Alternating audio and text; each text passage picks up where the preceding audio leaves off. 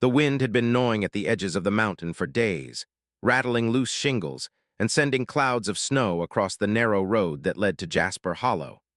At the top of a knoll where the pines thinned and the ground fell sharply into the valley below sat a small, weathered cabin. Its wood was gray with age, moss creeping up the sides, windows rimmed with frost even in the late afternoon sun. To anyone passing by, it looked like just another relic from a past era, something that belonged in a postcard of forgotten America, not in the middle of 2025. But inside, the cabin held a secret that no one could yet understand. Ethan Calloway, a man in his mid-30s with a shock of dark hair and the weary eyes of someone who had lived through more than his share of winters, stood in the biting cold, circling the cabin with a coil of wire mesh draped over his shoulders. The mesh was heavy, metallic, and cold, yet he moved with methodical precision, fastening each section to the weathered timber with galvanized nails and a hammer that had once belonged to his grandfather. Neighbors had begun to notice. From the bottom of the hill, the Thompsons, whose sprawling farmhouse was the social hub of the hollow, leaned against their truck, coffee in hand, watching Ethan's peculiar ritual. "You seeing this, Mary?" said Mr. Thompson, squinting through the morning fog. "He's gone completely off the rails now." Mary Thompson, a woman with a sharp tongue and a softer heart, took a long sip of her coffee.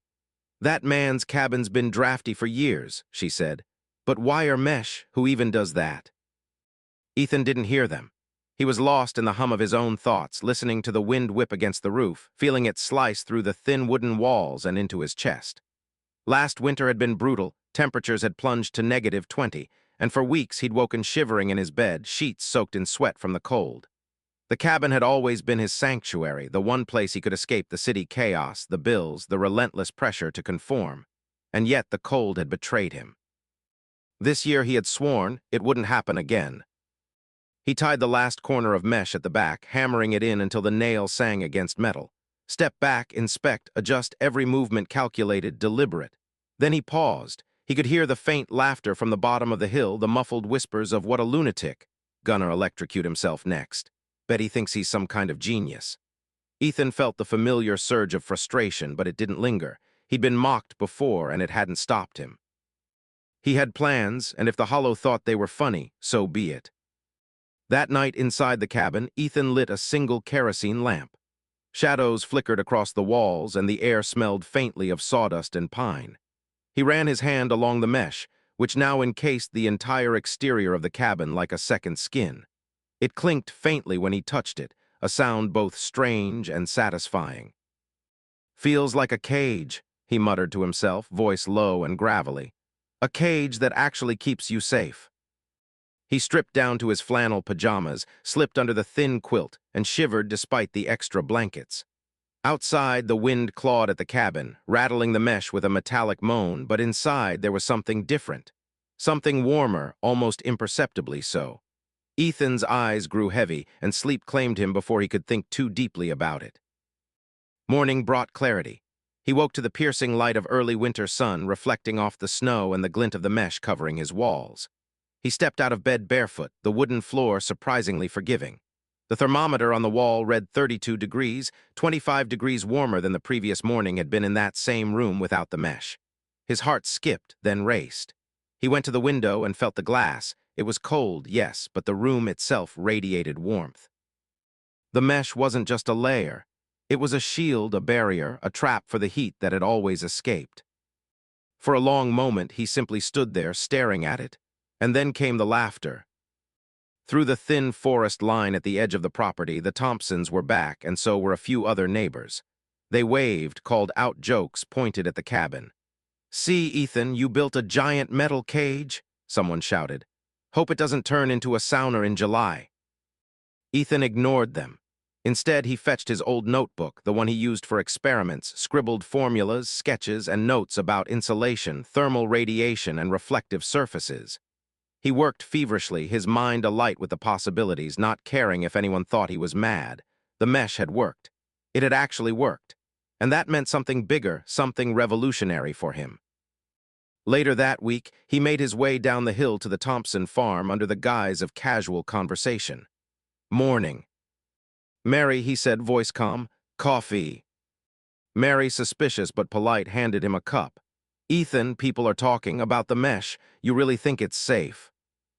He took a slow sip, letting the warmth spread. It's more than safe, it works. I haven't been this warm in years.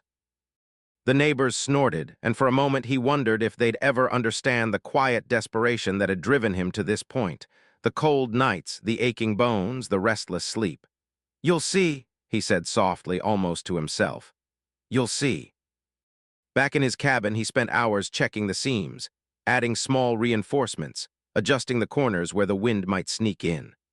The sun set early behind the mountains, casting long shadows over the forest and snow, but the cabin glowed faintly from inside, the lamp light reflecting off the wire. Ethan felt a strange pride, a mix of relief and defiance, as though he'd finally claimed a small victory against a world that often felt indifferent. By the end of the week, the laughter from the neighbors had grown louder, bolder. Someone had even left a note in his mailbox. Nice metal prison genius. Hope you enjoy the view. Ethan smiled as he read it, a mixture of amusement and satisfaction. The mockery didn't sting anymore.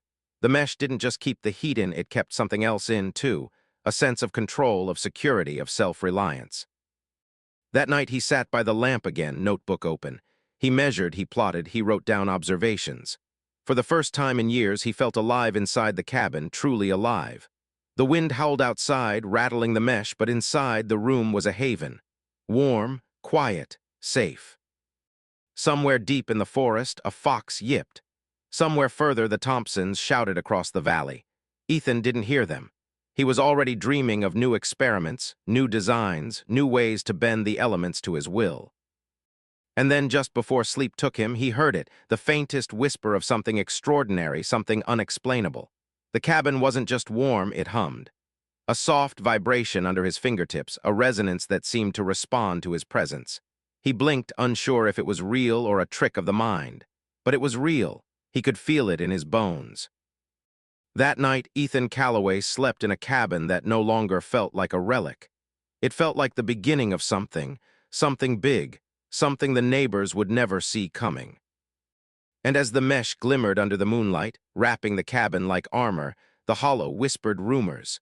Rumors of a man who had done something impossible, something no one had believed he could.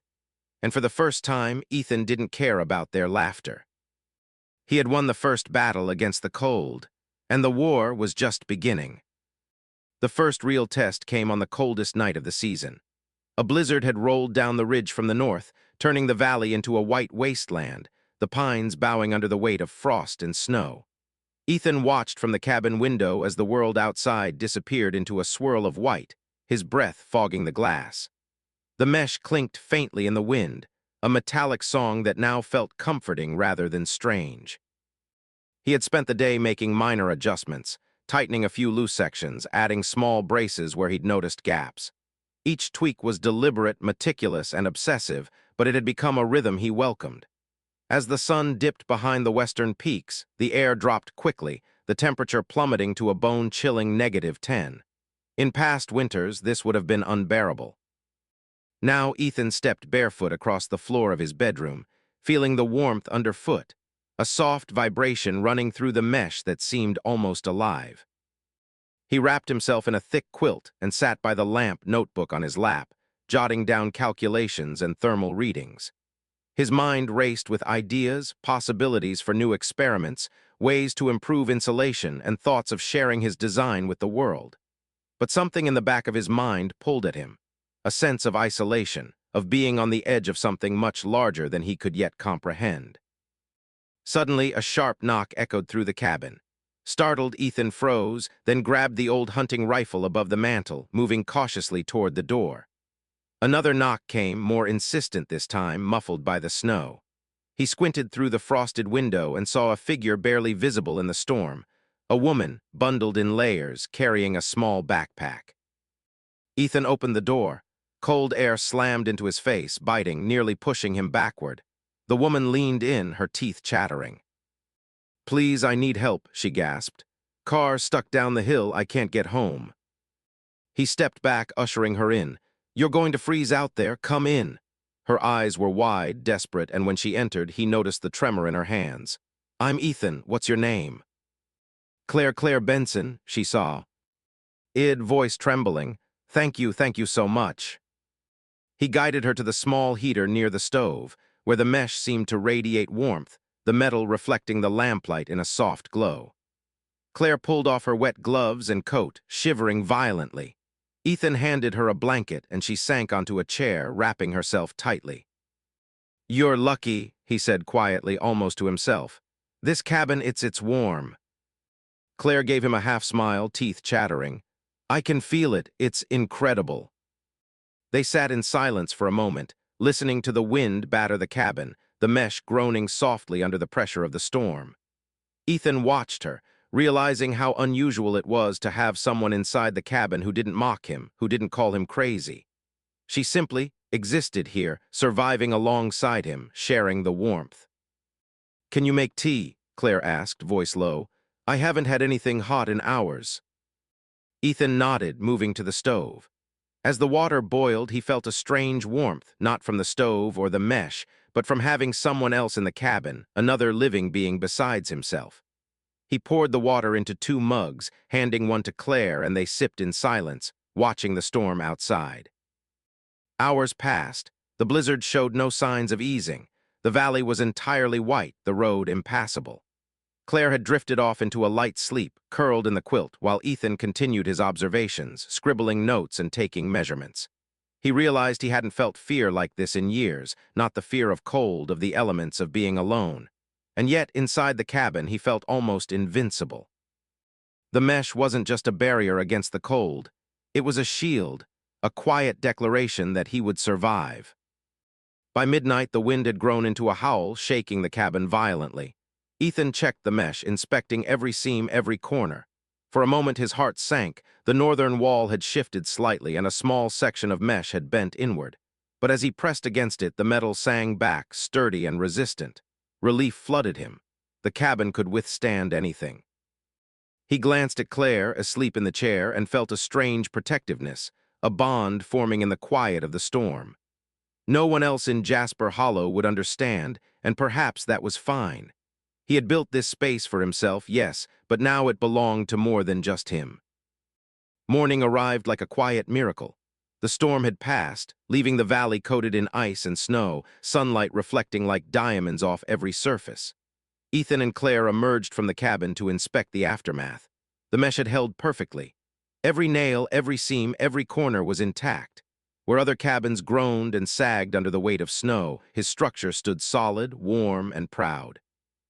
The neighbors were out, of course, curious despite themselves. They had trudged through the snow to see the aftermath. Mr. Thompson raised an eyebrow, mouth open. "Well, I'll be damned," he muttered. "That thing, it actually worked." Mary Thompson, arms crossed, shook her head, a faint smile tugging at her lips. "You're lucky, Ethan. That cabin of yours might have saved her life." Claire looked at Ethan, gratitude shining in her eyes. "I don't even know how to thank you," she said. Ethan shrugged, a small smile crossing his face. "I didn't do it for thanks. I did it because I had to, because the winter wasn't going to wait for me to figure it out." The hollow seemed to hold its breath, as if the neighbors were processing that the man they had laughed at, the man they had mocked, had done something extraordinary. Over the next few days, word spread through Jasper Hollow. People came by, cautiously at first, peering at the cabin from a distance. Some were curious, some skeptical, but no one could deny the facts. The mesh had worked. The cabin was warm, solid, and a testament to one man's ingenuity. Ethan continued his experiments, now with Claire's quiet encouragement. She had a knack for engineering concepts and a mind eager to tinker. Together, they reinforced weak spots, tested different metal configurations, and experimented with heat retention strategies. Each small success deepened Ethan's confidence, transforming the cabin from a mere shelter into a laboratory of innovation. One night after the wind had died down and the stars glimmered like scattered diamonds above the snow-covered valley, Ethan and Claire sat outside the cabin, wrapped in quilts, drinking hot cocoa. The mesh glinted softly in the moonlight, and for the first time, Ethan felt the weight of the isolation lift. "Do you ever regret it?" Claire asked, her voice barely a whisper. "All the work, all the weird looks from everyone." Ethan shook his head. Not once. This was worth every nail, every hour, every cold night I spent thinking it wouldn't work. And now, I think it's only the beginning. Claire smiled, leaning her head against his shoulder. ITH. Ink so too. As they watched the stars, Ethan realized that the cabin had become more than a defense against the cold. It was a symbol of resilience, of ingenuity, and of the unexpected ways life could bring people together. The neighbors might have laughed, but now they would have to watch, and perhaps, eventually, understand. And somewhere deep inside, Ethan knew that the mesh, the cabin, and the harsh winter were only the first chapter of something far larger. Something that would challenge everything he thought he knew about survival, community, and himself. A quiet hum echoed through the metal walls as the night deepened, a reminder that this was more than a cabin, more than a mesh. It was a home, a shield, a spark of something extraordinary. And Ethan, for the first time in a long time, felt like he was exactly where he was meant to be. Winter had fully settled over Jasper Hollow, and with it came a quiet, almost eerie beauty. The valley was buried under a thick blanket of snow, the pines heavy and drooping, their branches sparkling in the pale sunlight. Inside the cabin, however, warmth lingered like a living thing, wrapping around Ethan and Claire with a comforting persistence. The wire mesh had become more than a shield. It was a living experiment, responding to heat, trapping energy, and holding it with stubborn resilience. Every corner of the cabin seemed alive, humming faintly under their fingers. Word of Ethan's miracle cabin had spread beyond the hollow. By now, a few neighbors had visited more than once, their skepticism slowly giving way to reluctant awe. Some brought cookies or small gifts, others simply stood at the edge of the snowdrift, staring in disbelief. "It's unreal," murmured Mr. Thompson, shaking his head during one visit. "How does it stay so warm? No one has ever done anything like this." Ethan shrugged, accustomed to the curiosity and still ignoring the whispers of praise. He didn't build the cabin for recognition. He built it to survive, to reclaim a small measure of control in a world that often felt indifferent. Yet the human connection, the acknowledgement that someone else might benefit from his work, was an unexpected balm. Claire, now fully integrated into his experiments, had taken to testing insulation layers, reflective surfaces, and airflow patterns. She moved through the cabin with the ease of someone who belonged there, adjusting small panels, taking notes, and muttering to herself when results didn't match expectations. Ethan found himself watching her, noting the intensity in her eyes and the focus in her movements. They shared quiet smiles, the kind that didn't require words but carried volumes of understanding. One evening, as the sun sank low and the temperature outside plunged to record lows, a sharp rap echoed through the cabin. Ethan set down his notebook, startled. The mesh rattled softly as the wind pressed against it, and the knock came again, persistent, urgent. He opened the door to find a small group trudging through the snow. It was neighbors, a mix of familiar faces and strangers from further down the valley. They were bundled in coats and scarves, eyes wide with both fear and curiosity. One of them, an older man named Harlan, stepped forward, shivering. We saw the storm coming," Harlan said, teeth chattering. "Couldn't get back to town, roads are blocked. Can we stay?" Ethan hesitated, then glanced at Claire, who nodded slightly. "It's tight," he said, gesturing inside, "but you'll be safe." The next few hours were a blur. Ethan and Claire moved quickly, finding blankets, lighting extra lamps, and creating small sleeping spaces. The cabin, fortified with its wire mesh, held warmth for all of them, radiating heat as though it knew the lives inside depended on it.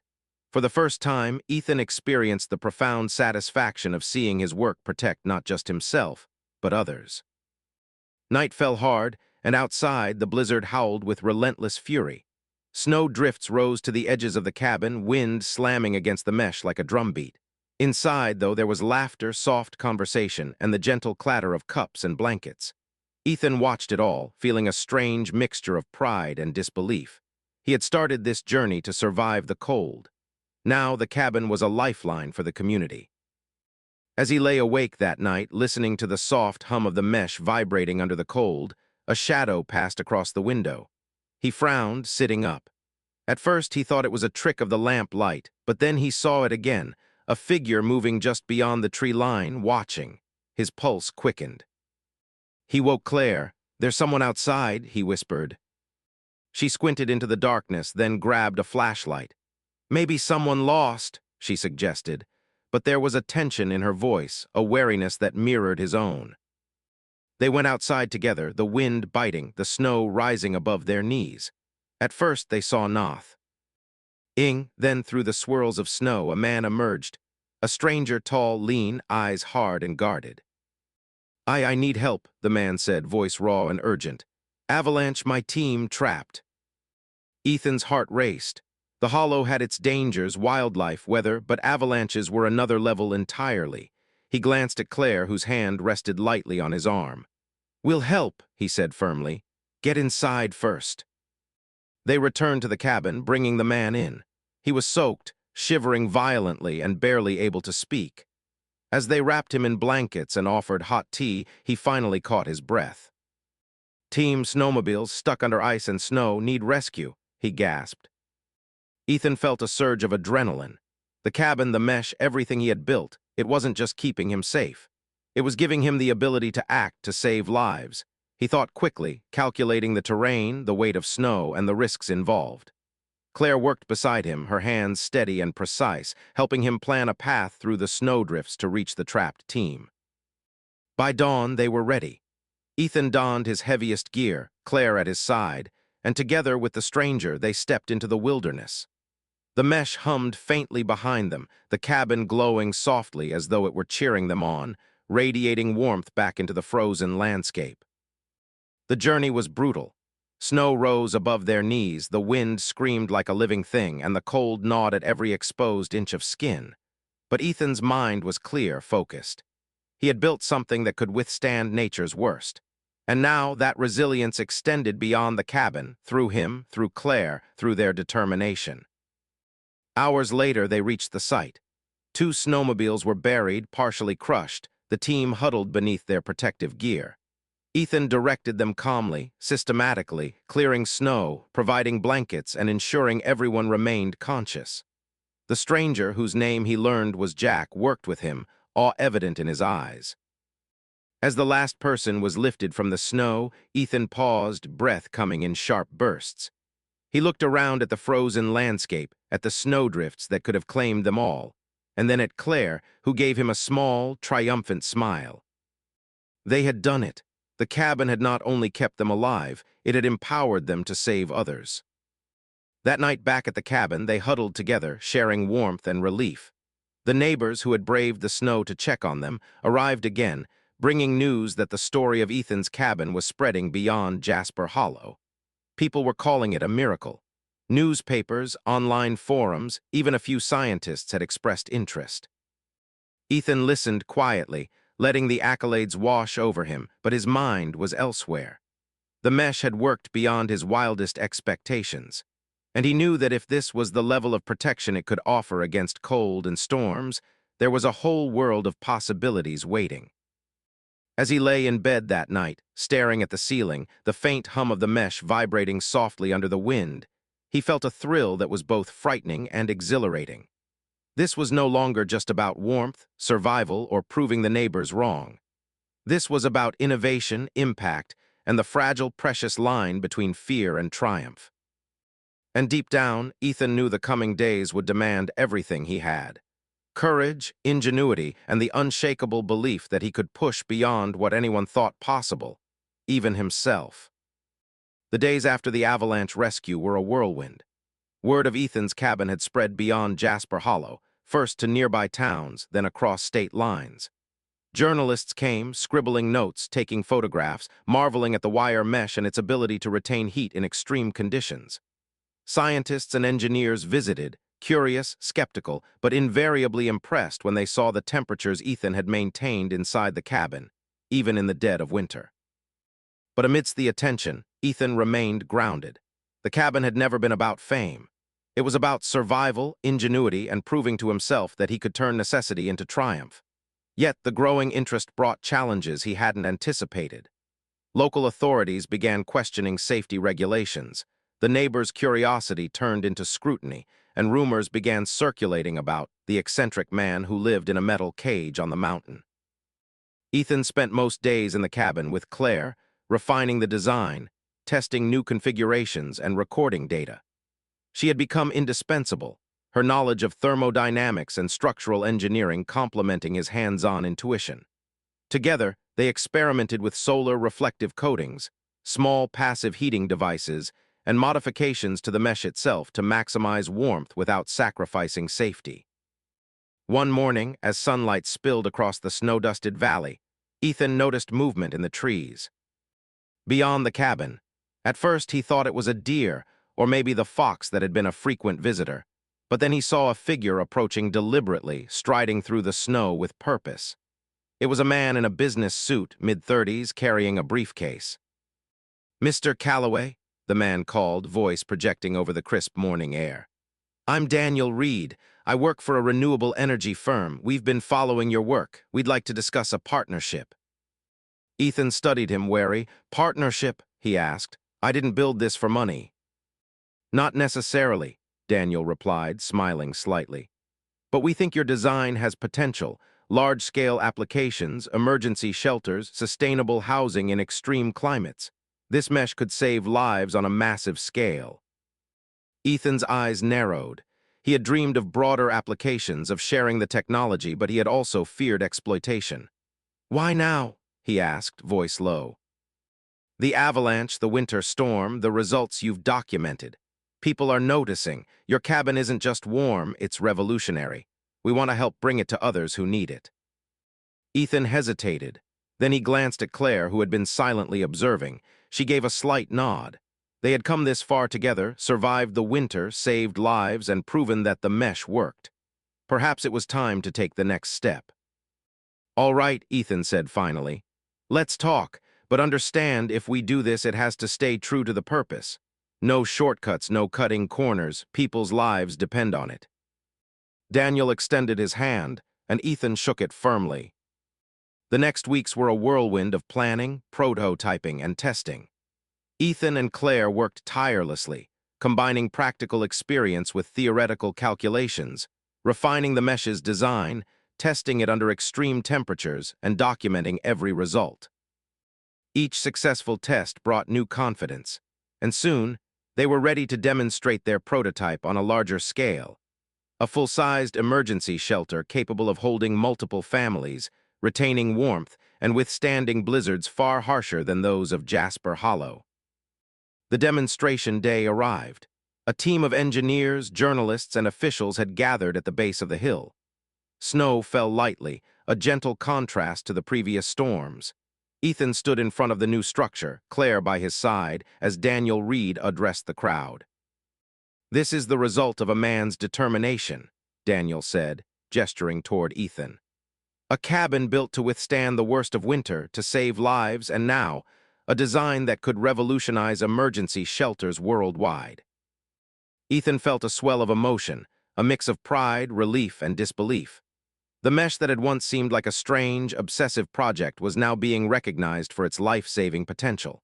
He looked at Claire, who smiled softly, and together they pushed open the door to the prototype shelter. Inside, heaters hummed, the temperature steady, the air warm and comforting. The crowd stepped inside one by one, murmuring in amazement. Cameras clicked, reporters scribbled notes, and engineers discussed adaptations and potential applications. For the first time, Ethan realized the full scope of what they had accomplished. Later, after the visitors had left, Ethan and Claire sat outside the original cabin, looking over the snow-covered valley.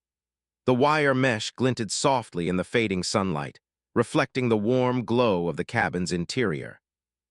"You know," Claire said quietly, sipping her cocoa, "I never doubted you, not once. But seeing all this, it's incredible. You've taken something personal, something almost obsessive, and turned it into something that can save lives." Ethan exhaled slowly. "I built it to survive the winter. I never imagined it could mean this much." He paused, glancing at the cabin.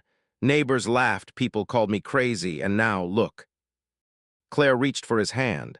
"Sometimes being crazy is just being ahead of your time." He smiled, the warmth of her hand matching the warmth of the cabin. Outside, the wind whispered through the pines, no longer a threat but a reminder of how far they had come. The snow glimmered like crystals, the valley quiet except for the distant call of a fox, the occasional rustle of trees, and the faint hum of the mesh, still alive, still protective. Ethan knew the journey was far from over. There would be challenges, skeptics, and failures ahead. But for the first time in years, he felt unstoppable. The cabin had given him more than warmth. It had given him purpose, courage, and a chance to make a real difference. As the sun dipped below the horizon, casting the valley in shades of gold and lavender, Ethan stood at the cabin door, Claire beside him, and took a deep breath of the crisp winter air. The mesh gleamed, the cabin hummed softly, and somewhere deep in the hollow, the neighbors murmured stories of the man who had wrapped his cabin in wire mesh and had turned a joke into a triumph. The valley had changed, Ethan had changed, and the future, like the warmth inside his cabin, was radiant, undeniable, and entirely his to shape.